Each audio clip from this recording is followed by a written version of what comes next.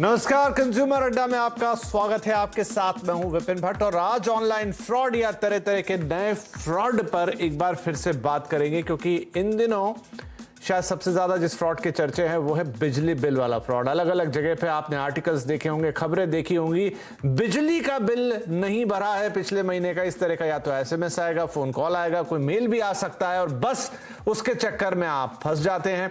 बिजली का बिल अमूमन बहुत बड़ा भी नहीं होता, 1000, 2000, 3000, 4000 या 5000 रुपए ज्यादा से ज्यादा हो गया बहुत सारे लोगों के लिए, तो इससे ज्यादा बड़ा बिल वो मांगते नहीं है। आदमी को लगता है डर, यही है उनकी मोडस ऑपरेंडी। आप फोन करते हैं, वहां से कहते हैं आपकी बिजली कट जाएगी, आपको लगता है भाई भरा तो था पर कुछ प्रॉब्लम हो गई होगी, फिर से भर ही देता हूं, बिजली नहीं कटनी चाहिए, और आपके साथ हो जाता है फ्रॉड। तो ये इन दिनों बड़े पैमाने पर चल रहा है। लेकिन कोई बैंक के नाम पे घर पे केक ले आया, ओटीपी मांग ले गया, 4 लाख उड़ा दिए। कोई क्यूआर कोड भेज दिया, आपको कहा कि आपको पैसे भेज रहे हैं, आपने स्कैन किया, आपका अकाउंट खाली। बहुत सारे केसेस इन दिनों इस तरीके के देखने को मिल रहे हैं और धीरे धीरे कई लोग इनका शिकार बनते जा रहे हैं। महानगरों की बात हो, छोटे शहरों की बात हो, ये फ्रॉड धड़ल्ले से चल रहे हैं। तो कोई रोकथाम क्यों नहीं है?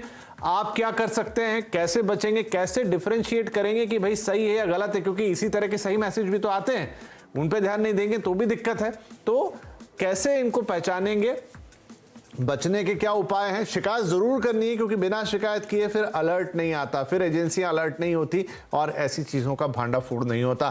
तो आज इस पूरी मोडस ऑपरेंडी को समझते हैं, क्योंकि बहुत दिमाग चला रहे हैं यहां पर बदमाश। अब थोड़ा दिमाग हम सबको भी चलाना पड़ेगा और अलर्ट मोड ऑन करना पड़ेगा। तो चलिए उस मोड को ऑन करते हैं। कुछ खास मेहमान हमने बुलाए हैं। एमफिल्ट्रेट के को फाउंडर धीरज गुप्ता हैं शो में हमारे साथ, सेफ सिक्योरिटी के को फाउंडर राहुल त्यागी हैं और cyber security researcher Rajesh Rajahariya हैं। आप सभी का बहुत बहुत स्वागत है। तो राजेश, आपसे ही शुरुआत करते हैं। काफी एक्टिव है आप इन सारी चीजों में, लिखते रहते हैं, पढ़ते रहते हैं, लोगों को अलर्ट बनाते हैं। लेकिन आप इन दिनों तो मुझे ऐसा लग रहा है कि जितने फ्रॉडस्टर हैं कुछ ज्यादा ही दिमाग चला रहे हैं। अब बिजली का बिल ही निकाल लिया है, मतलब हालत ये हो गई है कि कंपनियों को बड़े बड़े ऐड देने पड़ रहे हैं अपनी वेबसाइट पर, पेपर में छपवाना पड़ रहा है कि भाई बिजली के बिल के नाम पर कोई अगर मैसेज आ जाए तो अलर्ट रहिए। इवन राज्य सरकारें भी इस तरह का मैसेज भेज रही है कि अलर्ट रहिए। अब इसमें प्रॉब्लम ये है कि लोगों की हड़बड़ी का फायदा उठाते हैं कि अगर आपने बिजली का बिल जमा नहीं किया तो आपका बिल कट जाएगा, घर में पहले से है। उसका फायदा उठा के ये लोग सामने वाले को 2 रुपए मांगते हैं, तो सामने वाला देखता है कि हाँ ठीक है, 2 रुपए में मेरा अकाउंट वेरीफाई हो जाएगा और मेरा कुछ टाइम के लिए कनेक्शन कटने से बंद हो जाएगा। तो सामने वाला जैसे ही 2 रुपए देता है वो उसके कॉन्फिडेंस में आ जाता है। उसके बाद में वो आपको धीरे धीरे डिटेल लेना स्टार्ट करते हैं और आपके अकाउंट से पूरा का पूरा पैसा निकाल लेते हैं। और आपको मैं छोटा सा किस्सा भी बताऊं तो मेरे खुद के फादर के साथ ही ऐसा हो गया 10 दिन पहले। तो काफी ज्यादा चल रहा है। इसको रोकने के लिए गवर्नमेंट ने अभी एसएमएस के टेम्पलेट वगैरह भी स्टार्ट किए थे, बट ये लोग उससे एक कदम आगे जाके व्हाट्सएप के थ्रू करने लग गए, आपको सीधा फोन करने लग गए। तो यहाँ पे हम लोग को पहले ही देखना पड़ेगा कि हड़बड़ी में हम लोग कुछ ना करें।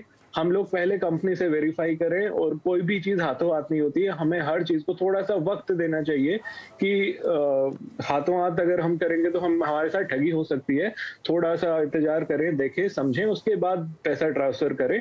और ऑनलाइन ना करके आप ई मित्र के थ्रू करवा सकते हैं या फिर अपने जहां बिजली का बिल जमा करवाते हैं वहां कराएं या कंपनी की वेबसाइट पे कराएं, ना कि आप किसी फोन पे किसी पे भरोसा करके कर दें। जी नहीं, सही कह रहे हैं आप। और अब मैं क्या बोलूं कि अगर आपके पिताजी के साथ ये घटना घट गई तो फिर बचेगा कौन? क्योंकि हम मानेंगे कि आपका घर तो सबसे अलर्ट रहेगा। राहुल त्यागी साहब हंस रहे हैं, बहुत दिनों बाद पकड़ में आए, देश के बड़े साइबर सिक्योरिटी एक्सपर्ट हैं, लेकिन आजकल आसानी से मिलते नहीं है। तो welcome on the show Rahul भाई। लेकिन क्या मैं ये कहूं कि आप मतलब हर एसएमएस को, हर कॉल को पहले शक की नजर से देखिए। जहां भी पैसे का लेन देन है, भले ही वो आपको देने की बात कर रहा हो, आपसे लेने की बात कर रहा हो, बिजली काटने की बात कर रहा हो, मत विश्वास कीजिए पहली बार में, कटने दीजिए बिजली। सबसे पहले विपिन भाई बहुत बहुत शुक्रिया, आपने फिर से याद किया मुझे और बिल्कुल सही बोला आपने। आई थिंक मैं एक ट्रिक बताना चाहूंगा जो मैं खुद यूज करता हूं इन फ्रॉड से बचने के लिए। आई थिंक जैसे हमारे साइबर एक्सपर्ट ने उन्होंने बताया कि उनके फादर के साथ ऐसा हुआ, तो हम भी बुलेट प्रूफ नहीं है, क्योंकि 24 घंटे आप एक सिक्योरिटी माइंडसेट के साथ चल ही नहीं सकते, कहीं ना कहीं आप भी गलती करेंगे। मगर काफी हद तक आप उसको कम जरूर कर सकते हैं। फॉर एग्जाम्पल, अगर मोस्टली जो भी हम बिजली के बिल या कोई भी बिल देते हैं ज्यादा से ज्यादा लोग आई थिंक या तो पेटीएम यूज करते हैं या ऐसे कोई मोबाइल वॉलेट्स यूज करते हैं जिसके थ्रू पेमेंट करते हैं। अब इन कंपनियों की अच्छी बात भी जो क्या है कि जब भी आपका, क्योंकि उनको चाहिए कि आप उनकी एप्लीकेशन से पेमेंट करें ताकि वो भी कुछ कमा सकें, तो एटलीस्ट आपको 5 दिन पहले या 1 दिन पहले वो रिमाइंडर देते हैं कि आपका जो बिल है वो उसकी ड्यू डेट ये है।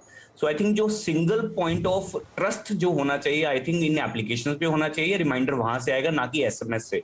और जहां तक मैं समझता हूँ कि मोस्टली जितनी भी कंपनीज हैं, जो ये इलेक्ट्रिक कंपनी है, बाकी कंपनी है, वो आई थिंक एसएमएस नहीं भेजती इतनी फ्रीक्वेंसी के साथ, और ना ही कॉल तो बिल्कुल नहीं करती, क्योंकि वो यूजर की रिस्पॉन्सिबिलिटी होती है, क्योंकि उनको भी पता है कि किसी किस एप्लीकेशन के थ्रू वो ये करते हैं। तो पहली चीज तो आपने ये ध्यान रखनी है कि कोई भी बिजली कंपनी आपको फोन नहीं करेगी कि आपका मीटर कटने वाला है, और इन केस अगर आपने 6 महीने या 1 साल से बिल पे नहीं किया हुआ। बट मोस्टली आप जो ट्रस्ट जो आपका है वो एप्लीकेशन पे रखिए, उनके रिमाइंडर्स पे रखिए, क्योंकि कंपनियां भी चाहती हैं कि आप पेमेंट करें क्योंकि वो कमाएं। तो आई थिंक जिम्मेदारी उनकी आपसे ज्यादा है कि आपसे पेमेंट करवाएं सही टाइम पे ताकि वो कमा सकें। सो ये एक ट्रिक अगर आप इसको यूज करें तो आई थिंक, और कॉल्स और एसएमएस पे कम ही बिलीव करें। और खासकर अगर आप एंड्रॉइड यूजर हैं तो उसके अंदर कोई भी अगर लिंक आता है, कभी भी उस लिंक पे क्लिक मत कीजिए। अगर ज्यादा ही जेन्युइन है तो कंपनियों के पास बहुत और तरीके हैं आपसे पेमेंट लेने के, क्योंकि उनको पेमेंट आपसे ज्यादा जरूरत है। वो एक जेन्युइन माध्यम से, आपके ईमेल से या और भी किसी तरीके से अपनी आइडेंटिटी को वैलिड करके आपको रीच करेंगे इस पेमेंट को प्रोसीड करने के लिए। राइट। तो राहुल भाई जो तरीका बता रहे हैं बिल्कुल इसी पे चलिए। कंपनियां ज्यादा अलर्ट हैं आपसे, और आप सिर्फ उसी रास्ते से अपना बिल भरिए, कोई घबराने की जरूरत नहीं है। और ऐसे किसी भी एसएमएस, फोन कॉल या फिर ईमेल, इन सबको शक की निगाह से देखना शुरू कीजिए, क्योंकि लगता है यही एक तरीका है। धीरज जी, क्या अब देखिए, मैंने कहा ना अलग अलग इतने सारे वो तरीके निकाल के लाए। एक किस्सा हमने जब शो बना रहे थे ये भी पढ़ा कि एक कोई बैंक से आया, केक लेके आ गया, बैंक ने भिजवाया है, ओटीपी ले लिया। अब देखिए थोड़ा सा लालच भी हो गया, थोड़ी सी गिफ्ट की भी बात, तो कहीं डर है कहीं लालच है। बहुत बहुत फाइनली खेल रहे हैं ये लोग। सर देखिए, मोडस ऑपरेंडी बहुत स्ट्रेट फॉरवर्ड है, राइट। ये लगता बहुत कॉम्प्लिकेटेड है, बट मोडस ऑपरेंडी बहुत स्ट्रेट फॉरवर्ड है। कहीं ना कहीं आपका ओटीपी आपसे लिया जाएगा, कहीं ना कहीं आपको बोला जाएगा, उकसाया जाएगा कि आप पेमेंट करिए या रिसीव करिए। दोनों केस में आपके साथ फ्रॉड होगा। अमिताभ बच्चन जी बहुत बारी बोल चुके हैं, आरबीआई के बहुत सारे मैसेजेस कंसिस्टेंटली आते हैं कि ओटीपी आपको कभी भी शेयर नहीं करना चाहिए, किसी भी रीजन से ओटीपी नहीं शेयर करना चाहिए। और उसका एक पर्पस यही है कि कोई भी ओटीपी वेरिफिकेशन का जो सिक्योरिटी है वो बाईपास कर सकता है अगर ओटीपी प्रोवाइड कर दें आप तो। So first of all OTP किसी से भी मत शेयर करिए, आप मना कर दीजिए ओटीपी के लिए। एंड सेकेंड केस मेरे ख्याल से जो अभी प्रीवियस स्पीकर भी बोल रहे थे, हमेशा आप जो पेमेंट करें वो ऑफिशियल ऐप या वेबसाइट से ही करें। अगर आपका बिजली का बिल का भी इशू आता है, आपको लगता है कि उसमें शायद थोड़ी सच्चाई भी है, तो आप जो है वहां पे ही क्लिक मत करिए। आप जो है वो बिजली की ऐप या बिजली की वेबसाइट की जो ऑफिशियल ऐप और वेबसाइट है वहीं जाके पेमेंट करिए। इनफैक्ट मैं इसमें एक और हटकंडा बात कर लेता हूँ, इस फेक कस्टमर केयर नंबर्स की। बहुत बारी हम लोगों को लगता है कि हमारा इशू है तो हम सर्च करते हैं ऑनलाइन कि बिजली विभाग का कस्टमर केयर नंबर या कोई कंपनी, फलाना कंपनी का कस्टमर केयर नंबर।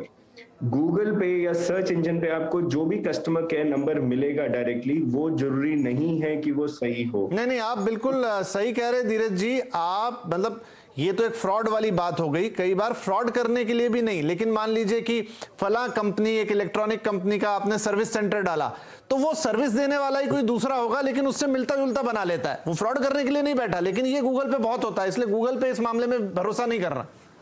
इनफैक्ट हम लोग यहाँ तक देख रहे हैं कि फ्रॉडस्टर्स जो हैं और स्मार्ट हो गए हैं, उनके पास पैसा आ रहा है तो वो एड्स भी रन कर रहे हैं गूगल में। जब आप एड्स रन करते हैं तो आपका रिजल्ट सबसे ऊपर आता है। दैट मीन्स कि जो फर्स्ट रिजल्ट होगा वो इटसेल्फ फ्रॉड हो सकता है।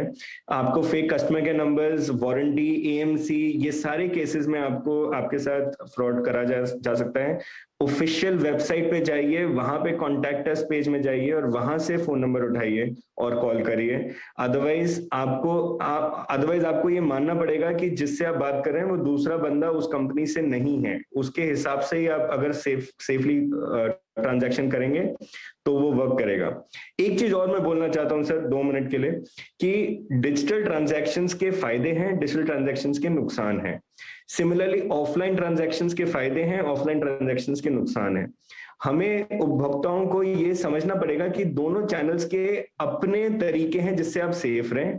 जब हम पुराने जमाने में बैंक जाते थे और कैश निकालते थे तो उसको हम 100 तरीके से सेफ रखते थे। लोग बोलते थे छुपा के रखो, फोन पे मत बात करना, किसी को बताना कह रहे कि हैं आपके पास आप। पैसे हैं। मुझे क्या लग रहा है धीरे जिसमें कि आप, मैं राजशेखर के पास से सवाल लेके जाता हूं कि देखिए, मैं कई बार लोगों से बातचीत होती है, कई लोगों से आप उनकी